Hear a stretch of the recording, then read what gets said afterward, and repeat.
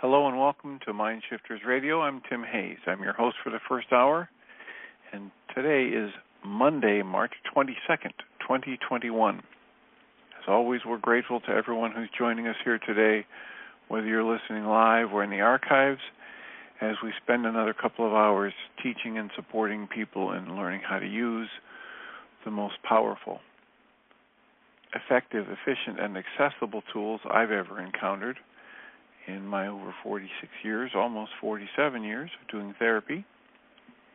These tools are available gratefully, absolutely free at whyagain.org. If you go to that website and click on the red and white bullseye or the link in the upper left-hand corner of most pages with the words Start Here, it'll take you to a page where you can download and read Chapter 24, Dr. Michael Ryce's book, Why Is This Happening to Me Again? That chapter of that book provides a narrative description of the primary tool in this work. That tool is also available as a PDF file. You can click on it, download it, print it off, use it as often as you'd like. And that tool is a tool I've been using for over 16 years now to manage my emotions, turn every negative emotion into an infallible guidance, part of the infallible guidance system, and manage my emotions and relationships far more effectively than I had prior to that. You can also download a whole host of audio files of shows like this one where people have been stepped through that worksheet process or talked about the powerful benefits of actively applying that process on a regular basis in their life. You can also go to your app store and type in the 3 words Heartland Aramaic Forgiveness. And before you're done typing the word forgiveness, you'll see the glowing heart icon. You can tap on that and download a completely free and private app that contains the reality management worksheet, an abbreviated version of that worksheet process, and a copy of the Dragon Klingon game, which is a wonderful way to introduce these tools to even younger audiences. And we encourage people to do that soon and often because that might raise questions. You might stumble across some answers that we could benefit from hearing. And you can give us a call at 563-999-3581. If you call that number, you'll be able to listen to the show. If you press 1, it'll put a question mark by your phone number, and I can announce you by your area code, and we can have a conversation. We are well into the year. We are in the 81st day of the year, and we've agreed to work with the Course in Miracles review, Course in Miracles lessons through the workbook, and today is another review period we're beginning. And the introduction to the review period is interesting. It says, we are now ready for another review. We will begin where our last review left off and cover 2 ideas each day. The earlier part of each day will be devoted to one of these ideas and the latter part to the other. We will have one longer exercise period and frequent shorter ones in which we practice each of them. The longer practice periods will follow this general form. Take about 15 minutes for each of them and begin by thinking about the ideas for the day and the comments that are included in the assignments. Devote some 3 or 4 minutes to reading them over slowly, several times if you wish, and then close your eyes and listen. Repeat the first phase of the exercise period if you find your mind wandering. But try to spend the major part of time listening quietly and attentively. There is a message waiting for you. Be confident that you will receive it. Remember that this message belongs to you, and remember that you want this message. Do not allow your intention to waver in the face of distracting thoughts. Realize that whatever form such thoughts may take, they have no meaning and no power. Replace those thoughts with your determination to succeed. Remember that your will has power over all fantasies and dreams. trust your will to see you through and carry you beyond all fantasies and dreams. Regard these practice periods as dedications to the way, the truth, and the life. Refuse to be sidetracked into detours, illusions, and thoughts of death. You are dedicated to salvation. Be determined each day not to leave your function unfulfilled.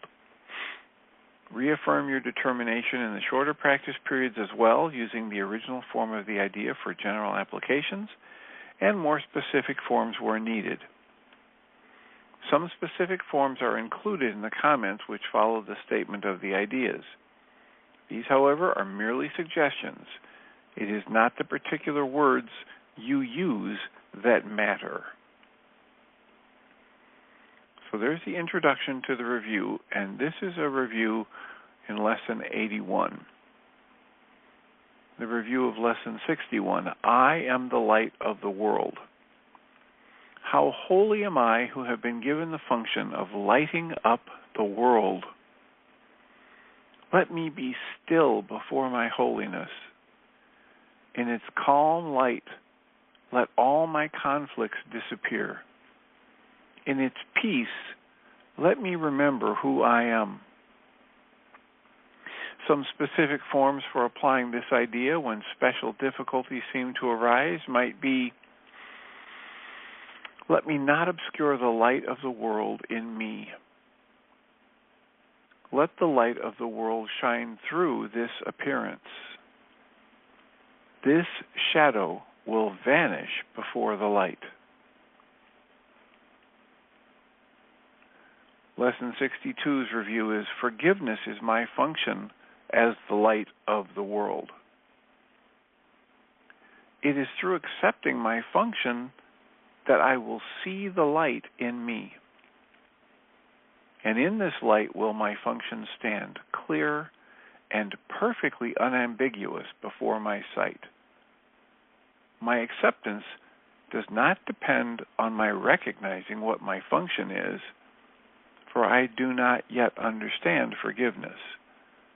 Yet I will trust that in the light I will see it as it is.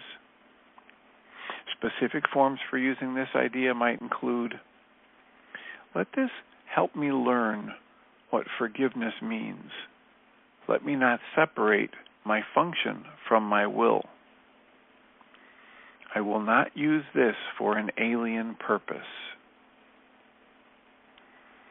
And Pam Grout's book, Chapter 81, is titled, Trip the Light Fantastic. She quotes Emo Phillips as saying, I used to think the human brain was the most wonderful organ in the body. But then I realized who was telling me this. Pam writes, in the need to know category, my true identity is the light of the world. And from the jukebox, she recommends I Am Light by India Ari.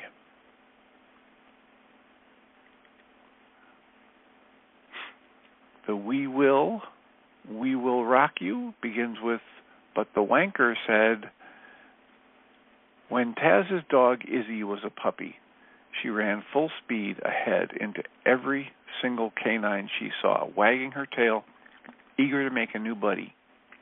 There were no exceptions to her joy and exuberance.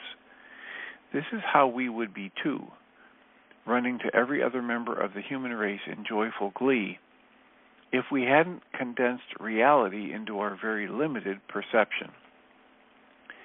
Every person has immense light and love inside them, no exceptions. And the only reason we cannot see it is because of the lens we lay it over it.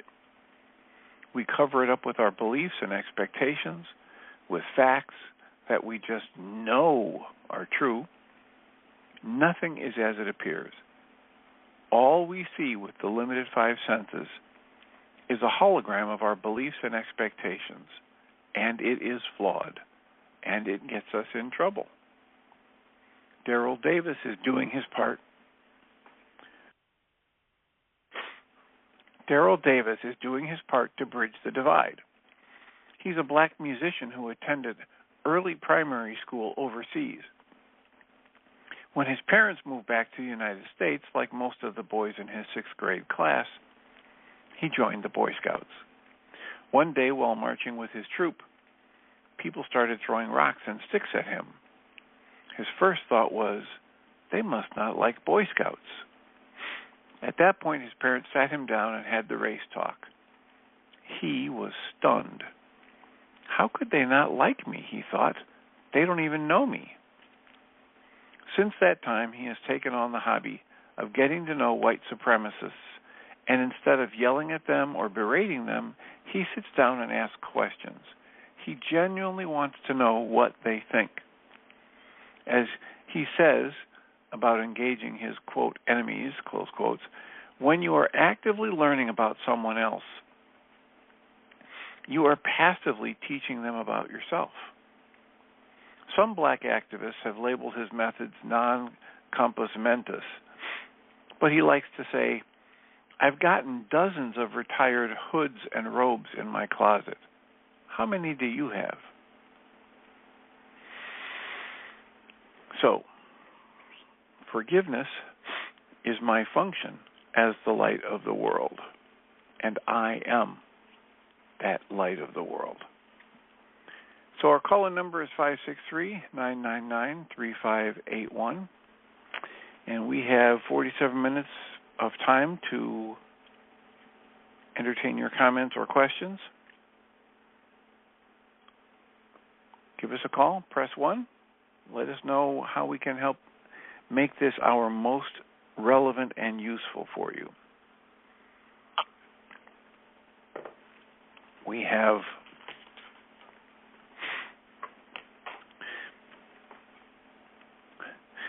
somebody that's recommended a book. Thank you, Susan, for recommending a book over the weekend. I haven't gotten to that yet, but it is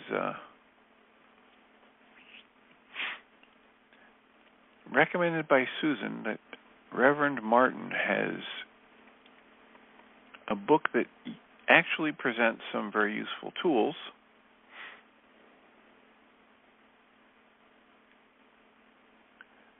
The caveat is that it speaks from a very Christian perspective. And it asks, how can we love and serve God with gladness and singleness of heart?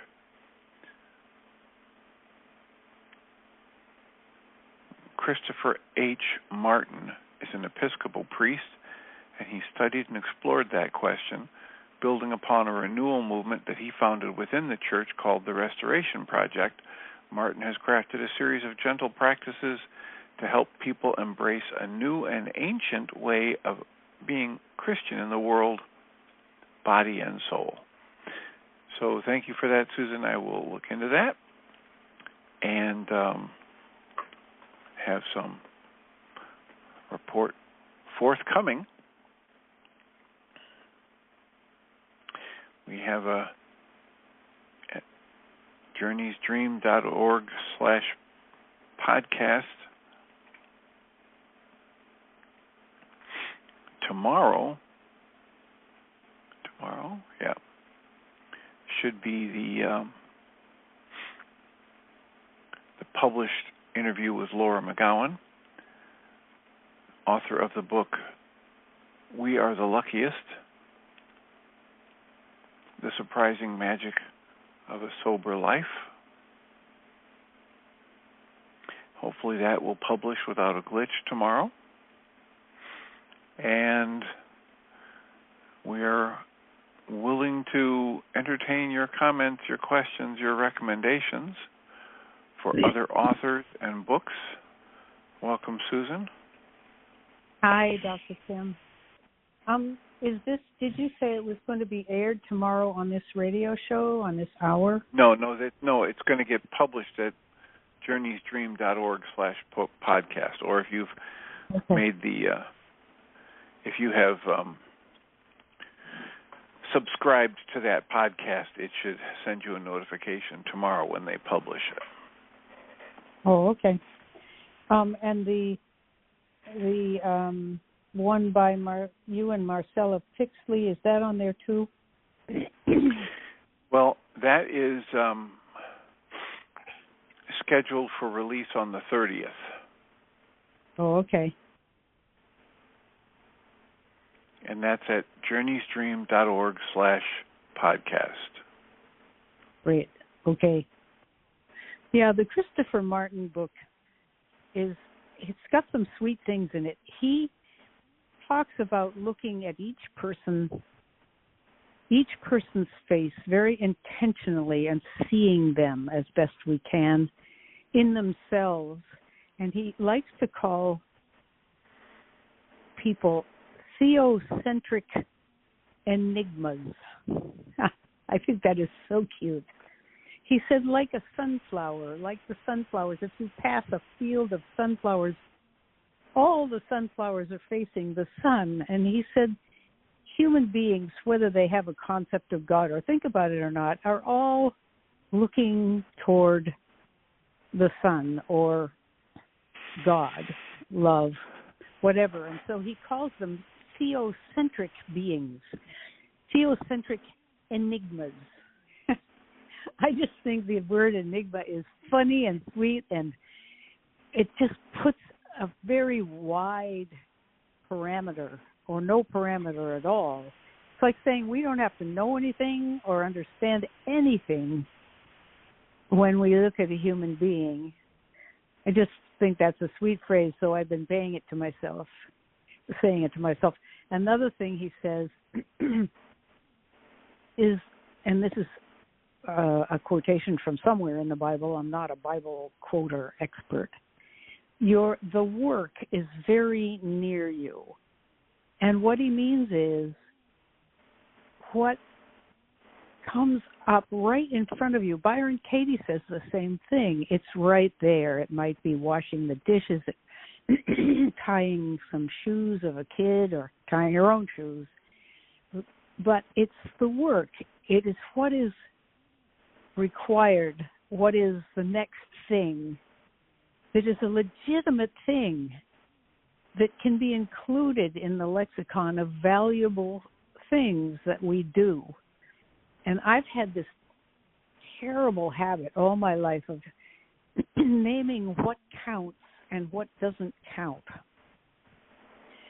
For instance, my piano practicing counted. If I spent my 4 hours a day all through high school practicing the piano, I had done work that counted. And so much of the rest of the stuff I did in my life didn't count.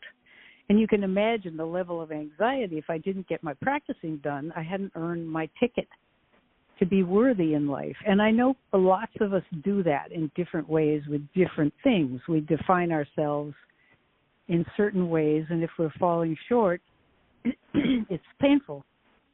And he just says our work is whatever is right there. And I love that Byron Katie says the same thing. There are lots of other things. I'm only halfway through this book. It's a book set up to be a study book for during Lent. So, one chapter a week, and I think there are 4 or 5, however it falls, chapters in the book, and each one is filled with suggestions, almost like a little workbook, but very doable, very well-written book. I think people would like it. And it also, for me, reconciles me back to the church in some ways that I had stepped away from because of the shoulds that I think I hear in the church, and the fact that we are all considered sinners, and sin has an old definition of wrong or bad or punish-worthy.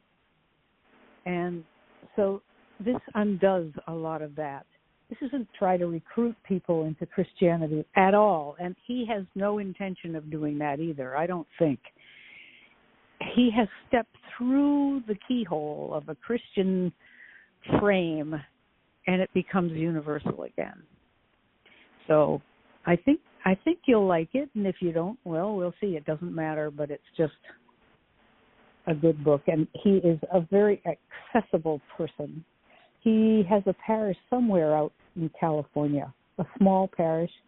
He's a family man who was in shutdown and did most of his ministry for this past year out of his study in his own house, and this book is one of the products of it. And that's a neat thing to think about, how much he did in this year, how productive, generative he was in this year. So there's that. But I do have a question for you, and I wish I had Byron Katie's book in front of me, 1,000 Names for Joy, but you might remember it. She talks in one place about boundaries and how if we're really okay and really done our work, we don't need any boundaries. So most of my work in AA talks about how we have to establish healthy boundaries because we're mostly codependent and addicted and enabling addicted people and so forth. So I just would love to have a discussion on that at some point. If you do you have an online copy of her book so you could do a search and find that place? No, I have a hardback copy and I have the Audible. And I went to the hardback when you were talking about that to see if there's a table of contents, but there isn't. Well, it's towards like chapter 20, 21, 22, and the chapters are very short. But I don't want to take up time having you look for it. I'm just poorly prepared, and I'm not able to get to my book right now. So I'll leave that question open. Well, the idea, everybody creates their own definition for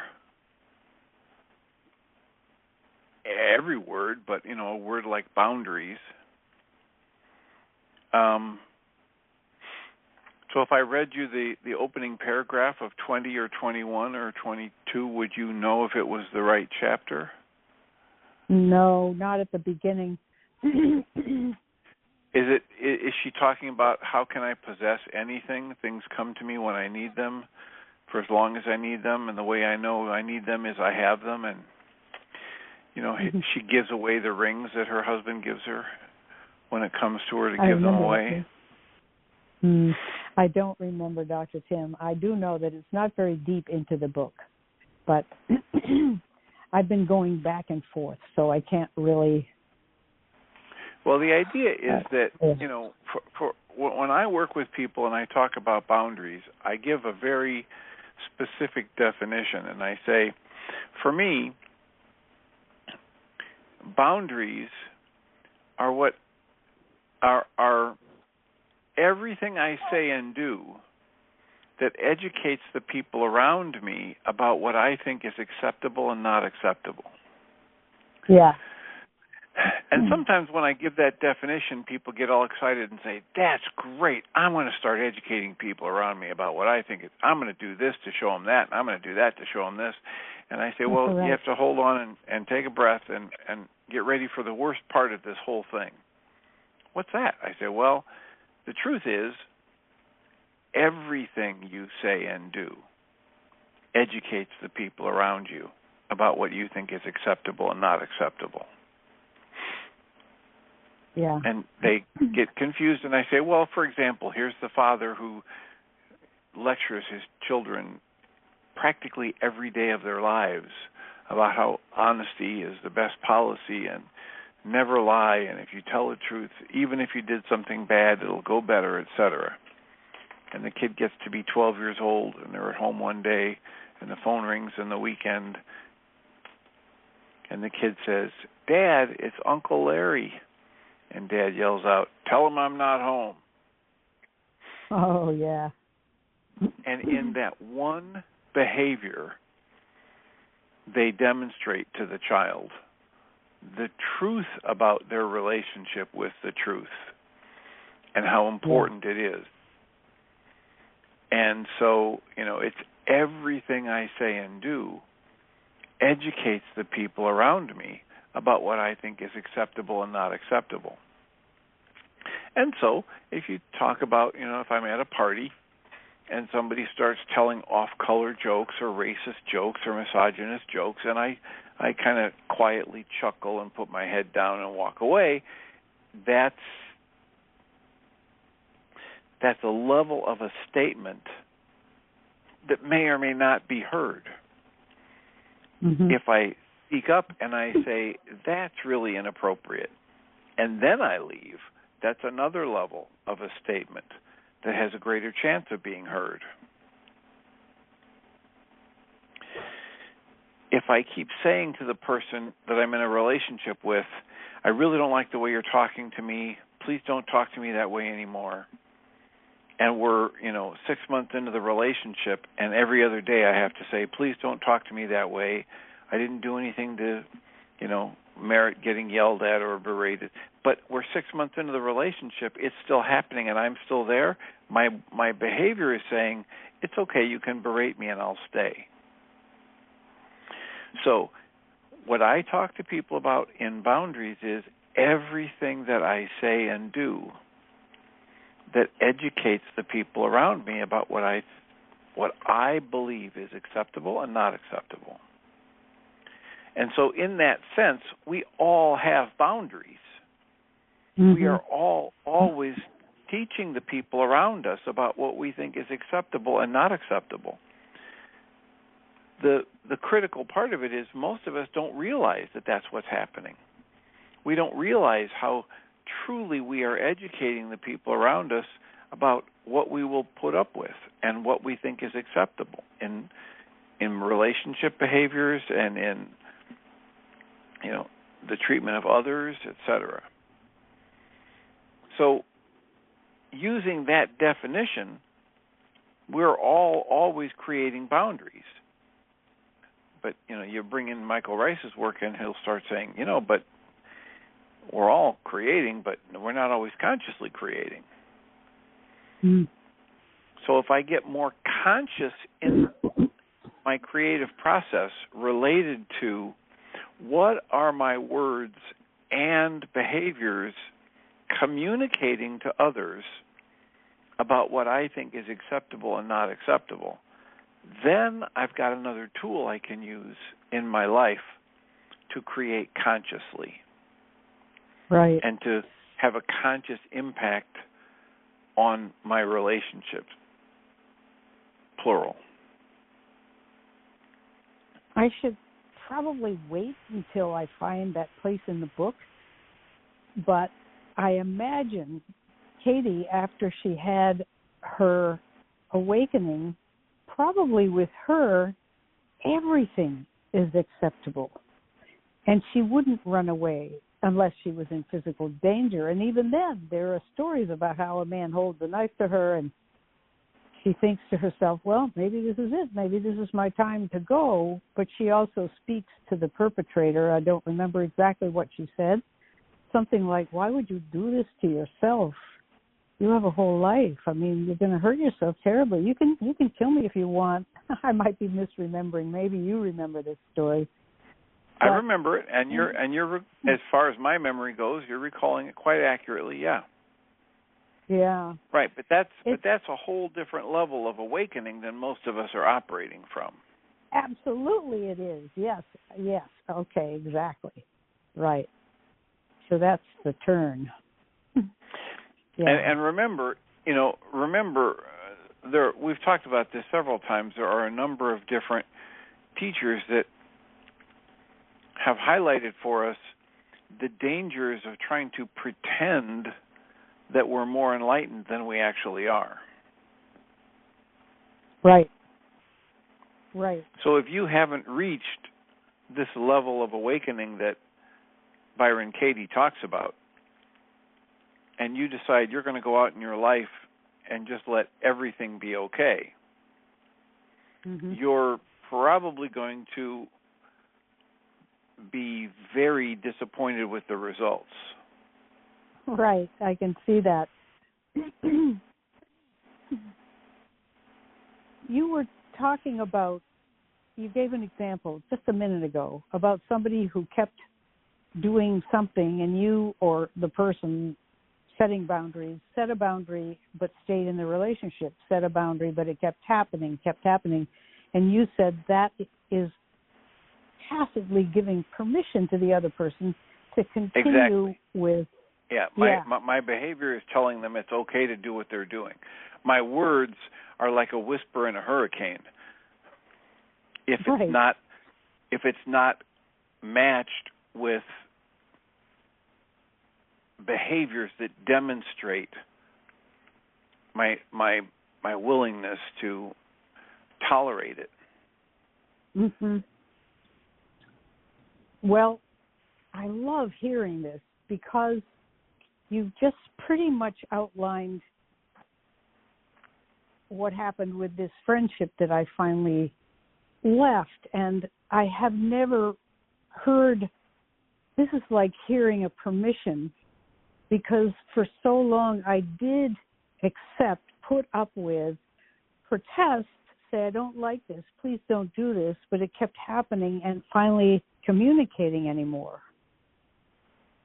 And I even said to my former friend, you know, I don't think we should talk. I don't feel strong enough to try to talk through all this. Perhaps we could write to one another and see if, you know, with the intentionality of putting words on paper, going over them, making sure that I'm saying what I really mean, and you could do the same, maybe we could find our way to some kind of reconciliation.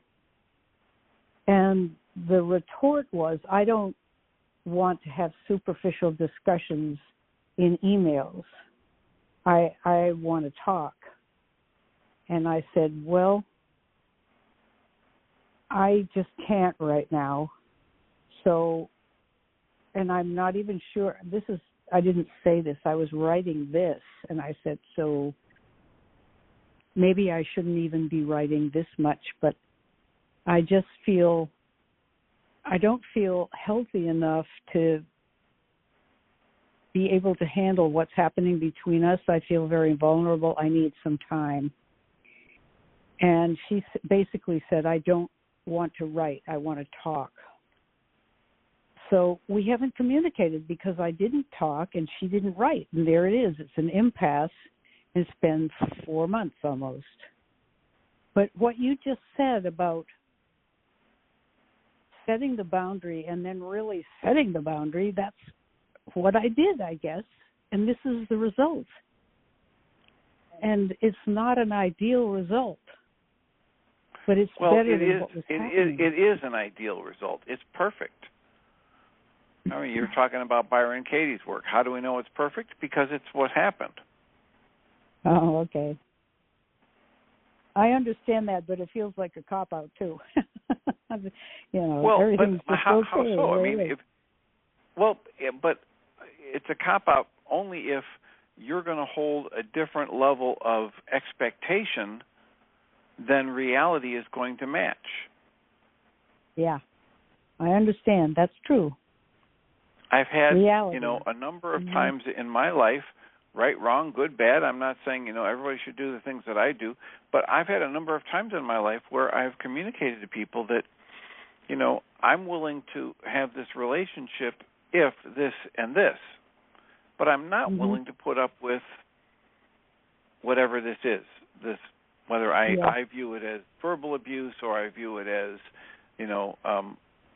refusal to talk about the critical issues that remain unresolved. And people have opted to either ignore what I said and try to continue the relationship without addressing the issues, or they've just said, okay, fine, and we're done. And then they don't try to communicate anymore. But either way, it's got to be okay because, the idea that I need to be in relationship with everybody that I come across and I need to maintain every relationship I've ever had, that, I think, is quite an unrealistic set of expectations. Yeah.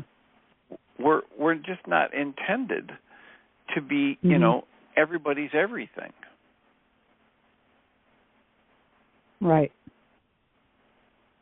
this has probably been obvious to you and everybody else, but this is a little piece that finishes the puzzle for me. It's very helpful to have you give that example of the person who was allowing the misbehavior because they stayed in touch, having set a boundary that was not being honored, that it's okay to step away at that point.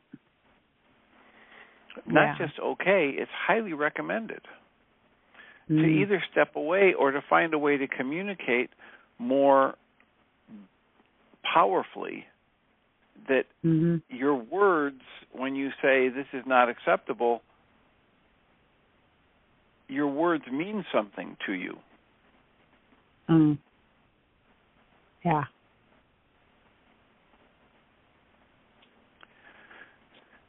And, you know, for most people in most relationships, there's a lot I can do short of leaving the relationship to communicate my dissatisfaction with a certain behavior pattern.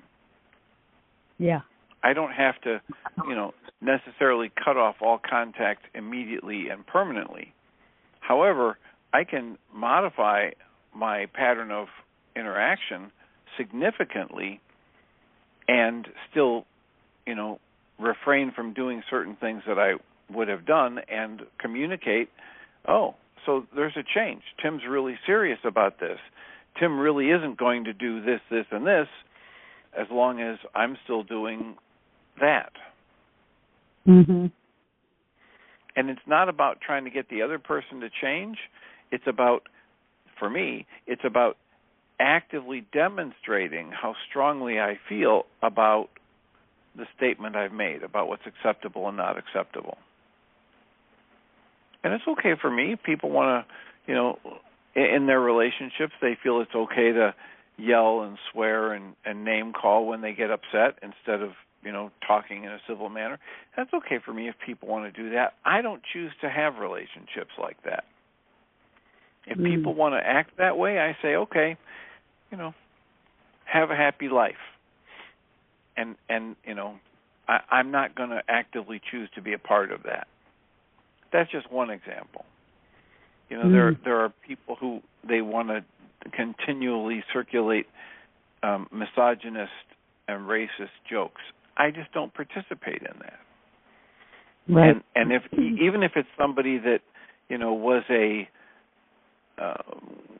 close friend, associate, you know, acquaintance from years ago, if they start drifting into that behavior and I'm not comfortable with it, I just cease contact or make the contact much, much less frequent. Yeah. And most of the time, they don't even ask why. But if they do, I just tell them, I'm just not comfortable with, you know, this type of communication or behavior, or whether it's racist or sexist or whatever. Yeah. And so if they ask, I'll tell them point blank. But most of the time, they don't even ask because we don't have that much in common to begin with. Right. And I've, you know, had people on this show before, and they get very animated about, you know, they don't think it's right to set boundaries or, you know, put up fences between yourself and other people. And that's okay.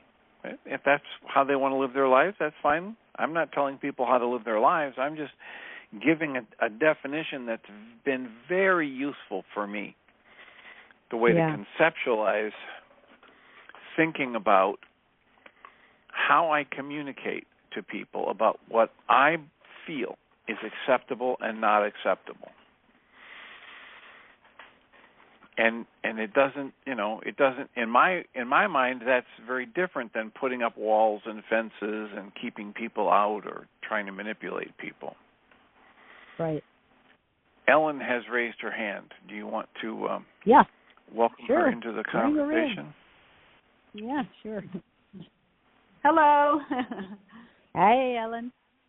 Hi, how are you? Okay. Hey, Susan, I found a place in the book, but I also, just before we get to that, I wanted to say it's all about honoring yourself. Which is so funny because that's what my worksheet ended up being about last week. Mm-hmm. You know, so it's something, you know, like I know I tend to always put another person ahead of myself, and that's what gets me into trouble. And what that worksheet really helped me to realize is that if I can truly honor myself, then everyone is going to follow suit. I'll find everyone honoring me. But it's when I try and honor others by making myself like a doormat or, you know, that sort of thing, then that's just going to continue. Yeah. So I just wanted to put that out there. But yeah, I found a place in the book. It's in chapter 22. I think this is what you're referring to because she says a boundary is an act of selfishness. There's nothing you wouldn't give to anyone if you weren't afraid. And I believe what she is saying there is that as long as you feel like you have an identity to protect, then you're going to set boundaries. See, she's in this place where she doesn't have an identity to protect. She's not this person we call Katie Byron or Byron Katie. So it's all about, like, she knows that there's no separation. So, of course, in order for her to put up a boundary is to put herself back into this separation, which she knows is just illusion anyway. So, because then she goes on to say, you can't, you know, there's nothing you wouldn't give to anyone if you weren't afraid. Of course, you can't be generous ahead of your time. In other words, until you're, you know, at her level of perspective, you can't be like that. I mean, you know, without dishonoring yourself, I believe. But I really believe it's all about her, you know, getting to that place of really totally surrendering her personal self. And so she sees everyone as herself. So, of course, there are no boundaries for her. And that's why she says a boundary is an act of selfishness.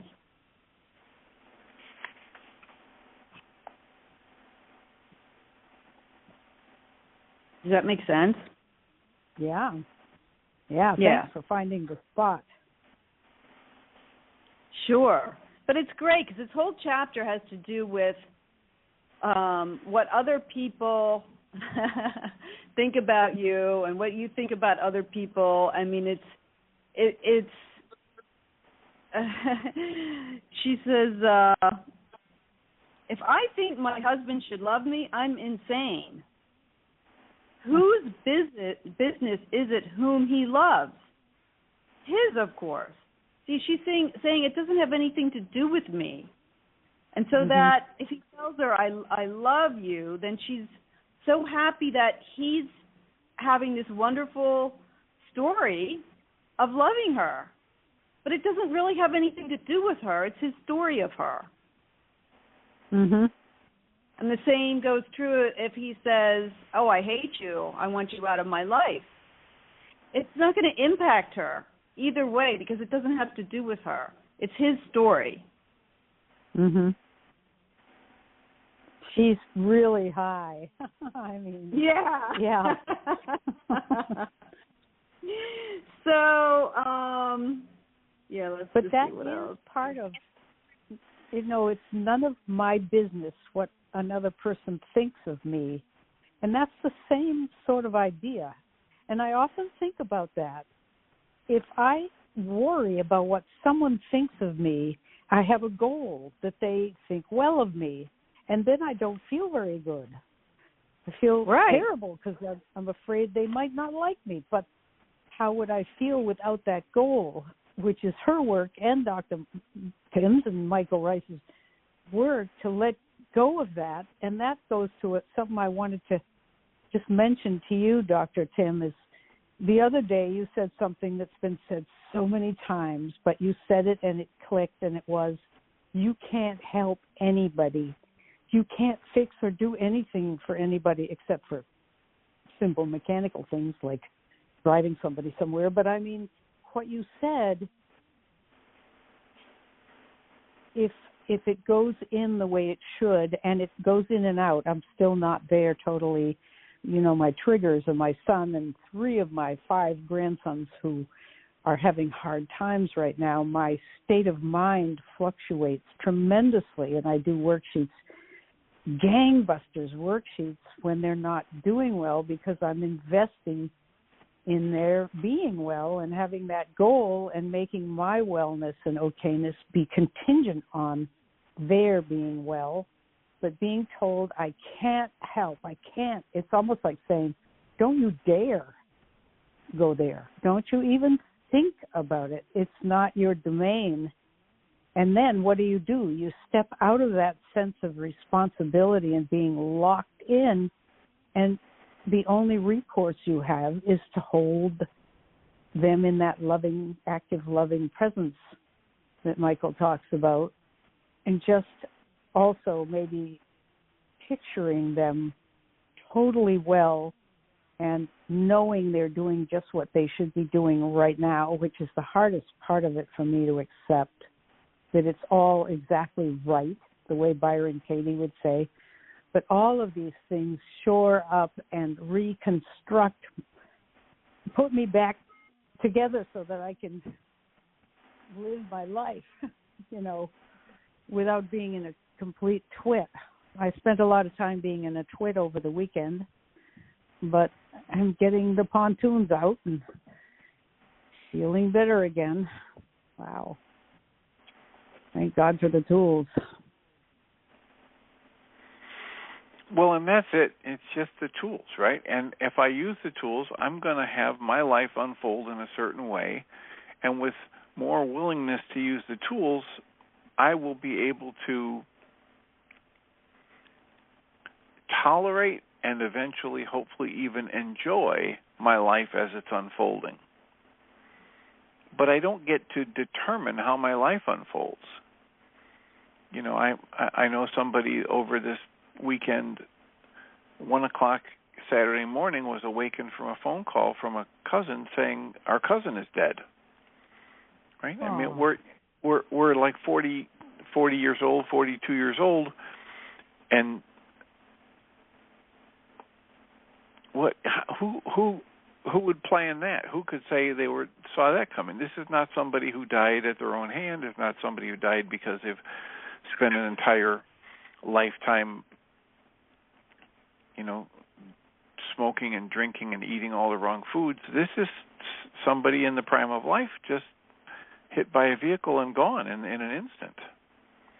Wow. So it's the use of the tools that allows me to stay connected to my emotions, my responses, my energy flow at all these different levels, but and eventually,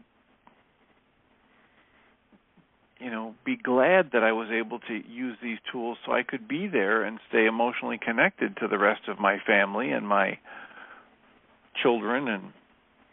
But without the use of the tools, I go unconscious, and I'm not able to be there for myself or others, really. Mm-hmm. When you say unconscious, you mean you go into upset or automatic pilot or just whatever you do? It could be anything. It could be drink. It could be rage. It could be grief that's so intense that I don't realize how I'm being insensitive to others. I'm not there to support others. I can't stay connected with the other family members if I'm not using tools. Then I get a whole different kind of result. If I have tools and I use them, an entire different universe of possibility opens up. And I don't get to determine what that's going to be like. I get to consciously create some of it. Right. Rather than, unconsciously add to the creation.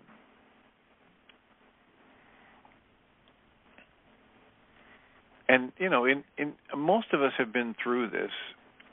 most of us with tools have been through this and been through it with some people that don't have the use of any tools. And so,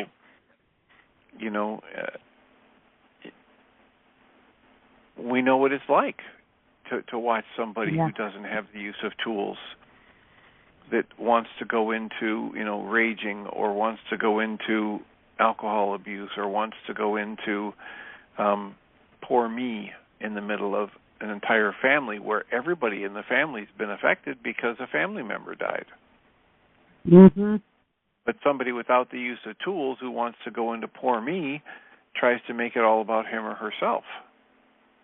And we've watched that. Most of us are old enough to have seen that kind of thing unfold. Sure. And the use of tools just opens up, a whole universe of possibilities.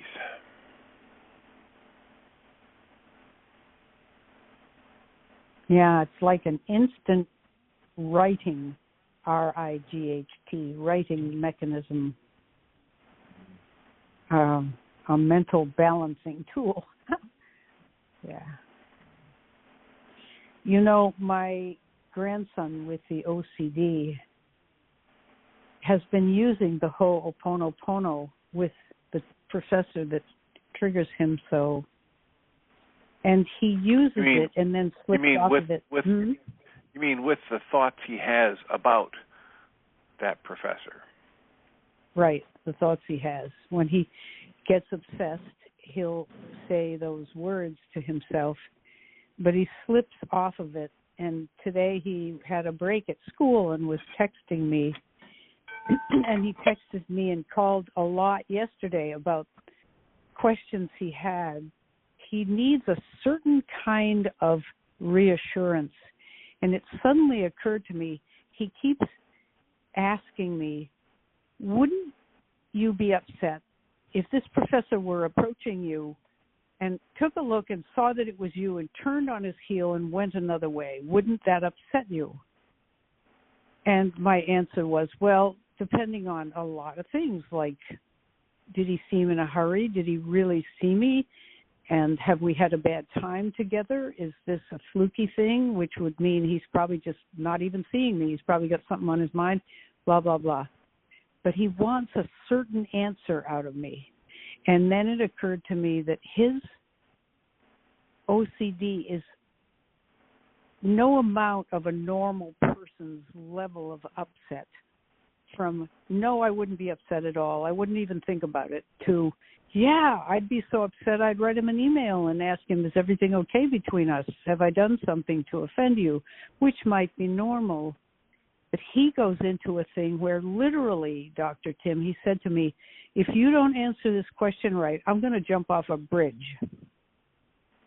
And I said, well, nothing's worth that. What's the answer you want to hear? Because this is a setup. What do you want to hear? And I'll tell you whether I can answer it honestly. And if not, we'll just I'll sit with you till we get it so that you don't want to jump off a bridge. And he finally is getting the idea that there is a certain kind of terrible distress, OCD thinking, that is different from normal neurotic thinking. I mean, it has to be upset. It could be even neurotic. But anyway, I took us off on a tangent there, and I apologize. We really weren't supposed to go there. I did that. Yeah. Well, no apology needed. I would just highlight the fact that anytime you have that kind of an invitation to a hostage situation, it's better not to engage.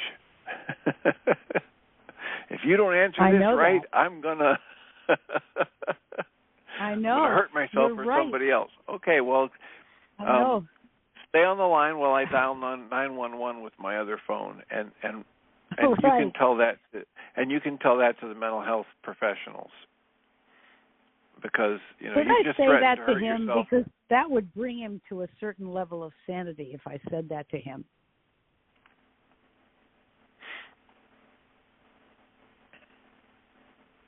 I can't tell you what to do. I can just tell you that when there's a reason people recommend that you don't negotiate with terrorists.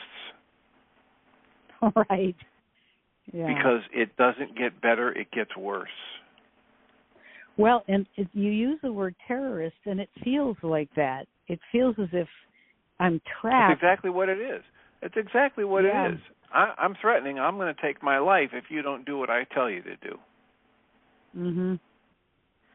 And in this case, it's the same thing as saying, if you don't do what I tell you to do, I'm going to kill somebody you love. Now, how is that not a terrorist? That's true. That's true. And, this isn't a knock on the person who says it. This is just understanding the dynamic that's being created. So that anybody who says something like that has to be in a lot of pain, right? Yeah. And so if you understand that dynamic and then you understand that it's not useful to negotiate with terrorists because then things just get worse instead of better, then you've got even stronger motivation to make a corrective maneuver rather than, it's like what you just mentioned earlier with Byron Katie when she was talking about, having somebody put a gun to her head and threaten to pull the trigger. I mean, there were people that wrote about these things back in the 60s and 70s, and the paradox and counter-paradox. And the idea is, if you accept the framing of the reality that somebody offers you, then you're bound by that set of realities. But if you question it, and you don't buy into it, you don't accept it verbatim, then you open up a whole world of possibilities. And I can't tell you what to do in any one given situation, but I can point out that, this pattern of speech is a terrorist threat. And so then you can go explore what are the dynamics involved in that and what is likely to happen if I give into it versus question it. And what are the options that I can think of? When I have somebody who tells me, I'm suicidal, but don't tell anybody, don't let anybody know. Right. You're bound to confidentiality, but I'm going to go hurt myself. I say, well, sorry, I'm making that call right now. How do you want to respond to the fact that here's a set of options I'm going to give you, rather than buying into the options the other person in their pain wants to give me. Mm-hmm. So I realize we've expended our hour, and I appreciate the call, both from you and Ellen. Thank you for the comments and questions. I'll remind us all that we come from love. We're made of this stuff we call love. We actually are love, and everything else is false. Welcome, Jeannie Ryce. Thank you, Dr. Tian. And I came in a little late there, but it sounds like it was a great conversation. And I did put notes back on since Friday. You mentioned August of 2014. I went back and listened to that show and did put notes in on that day. So good show. All right. Well, thank you so much for that. Have a great show. Thank you.